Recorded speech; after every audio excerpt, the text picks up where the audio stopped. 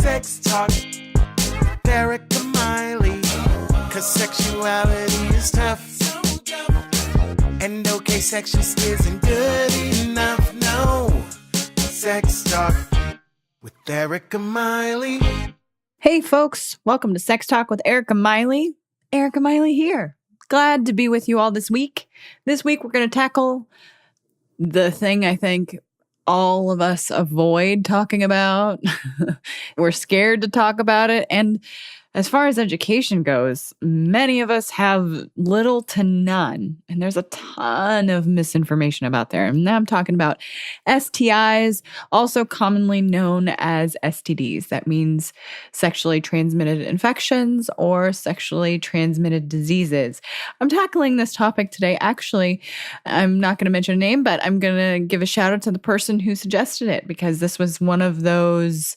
I had a listener contact me and say, hey, I'd like to have more information about this. In particular, maybe, and I'm not going to go into each STI and describe them or anything like that. So don't feel like you need to take your headphones out or shut this off in the car.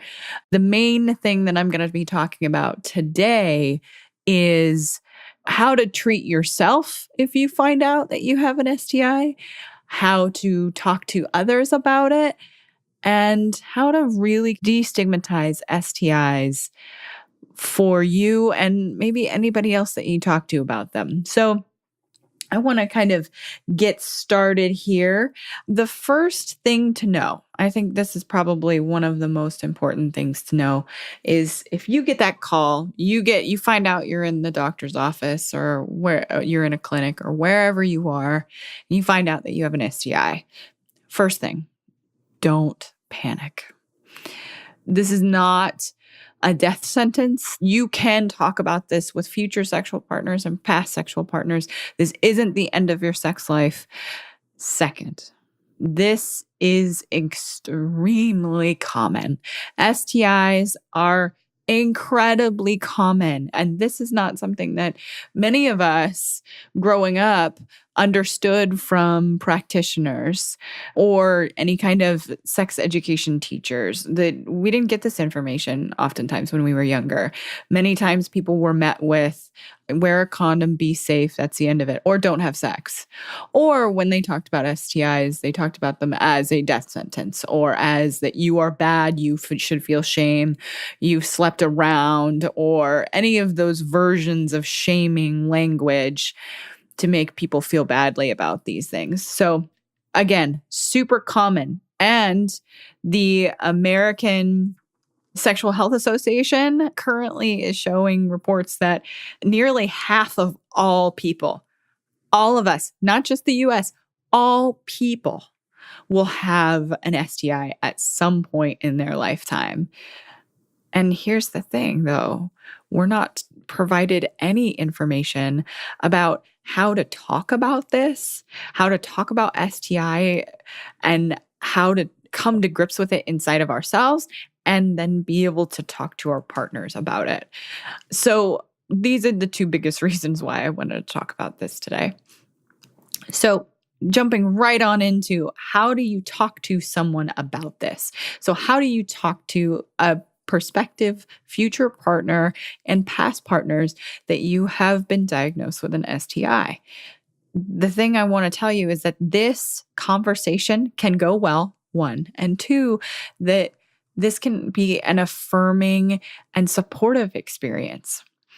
Oftentimes we get wrapped up in our fear of how someone will see us, and we don't think about the consequences of being wrapped up in our fear.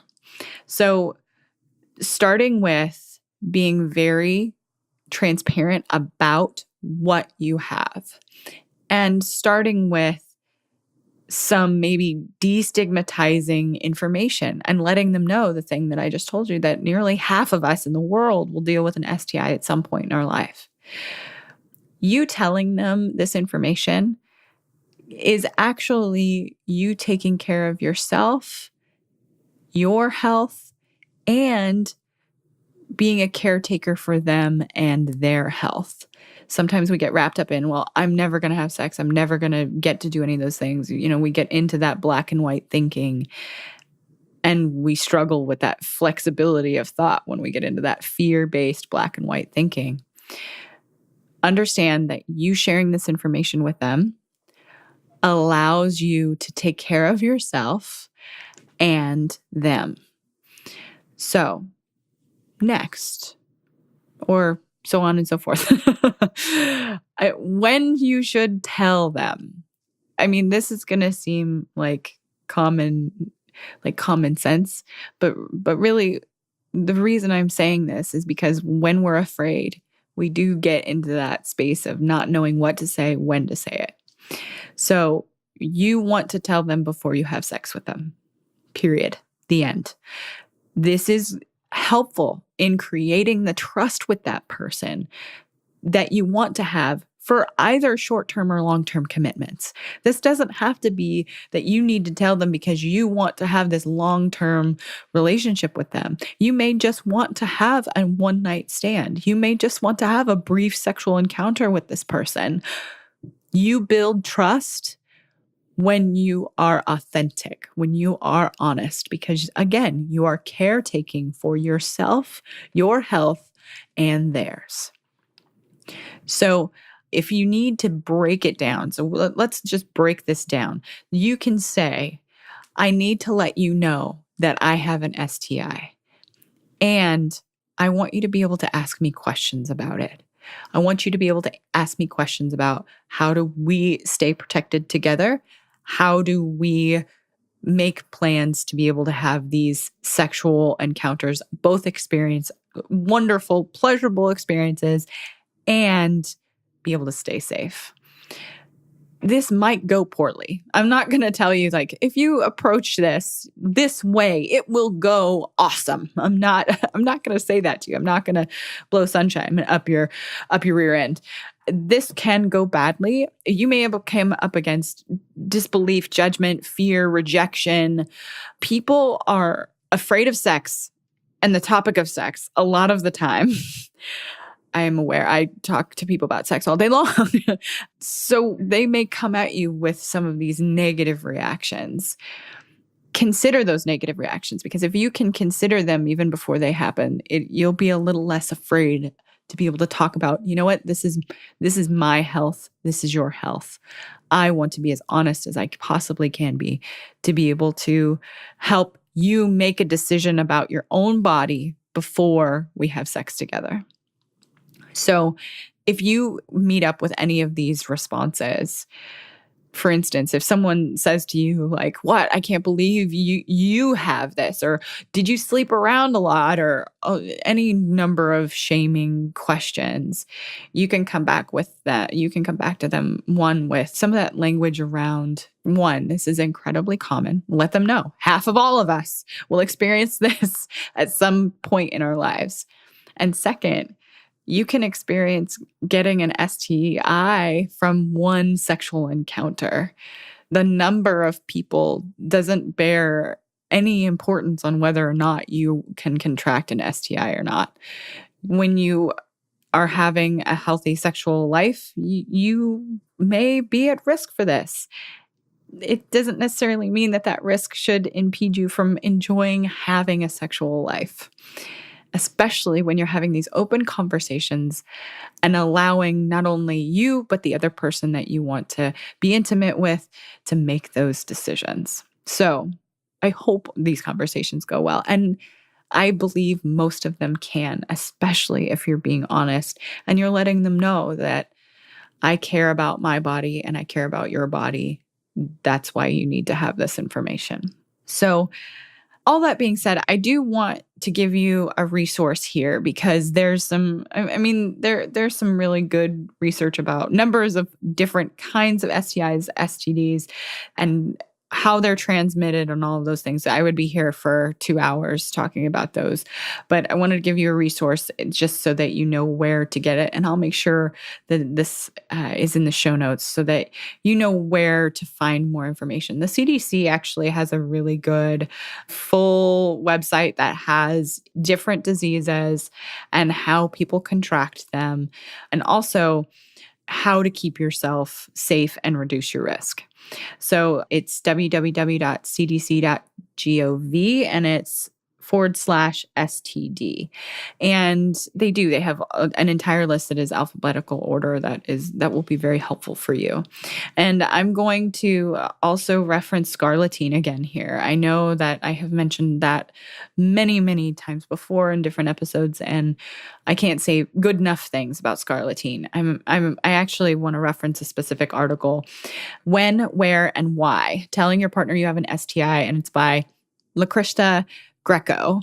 And I apologize if I'm butchering that name, but I will make sure that there's a link in the show notes to this one as well, because there's some wonderful information and hyperlinks within that article that talks about how you can be supportive, how you can make it an affirmative experience, and how you can really help destroy some of those negative stereotypes of STIs.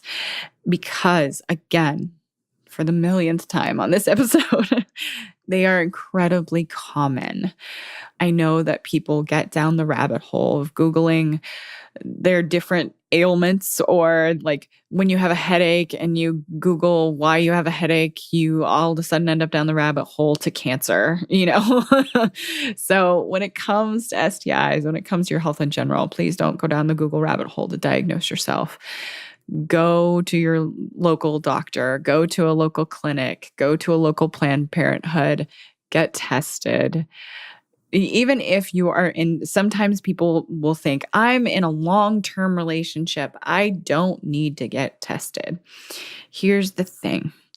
This isn't to say that your partner is going to have an affair or be unfaithful or any of those things, but here's some of the STIs may not show up for long periods of time. So like, for instance, HPV can take quite a long time for it to show up in someone's testing. So it's important to continue to be tested, even if you are in a committed relationship with one or more than one person. It's very, very important. This is just like when you were young and you had to have physicals, or if you continue to, which you should be continuing to have physicals, this is one of those things. Your sexual health is as important as your heart health. It is as important as your respiratory health. Be getting tested, making sure that you're using protection. And some of the most common ways people know, they know how to use condoms. Sometimes, if you don't know how to use a condom or any of those things, that, like I said, the Scarletine website is wonderful for learning how to use specific condoms and things like that.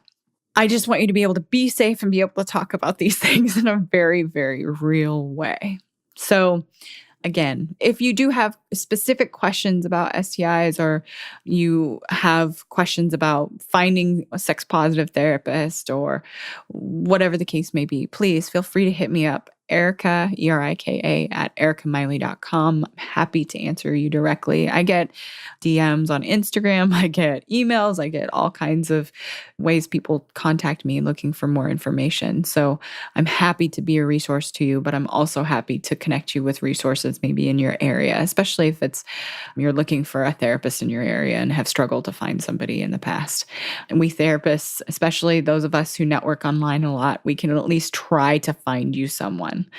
Again, find me on all the socials. You can find me on Instagram at Erika Miley Therapy. Now, I do a live usually on Fridays after the episode comes out on Thursdays. So look for it there. I'd love to see you. I try to get it on Facebook too. And if you are subscribed to the podcast, especially on iTunes, jump on there if you have a moment of your precious time and give me a 5-star review. I'd love to shout you out on the podcast. It is good to talk with you all again this week. We've got a couple cool episodes in the next couple weeks that I can't wait to share with all of you. Have a great rest of your week. See you again soon.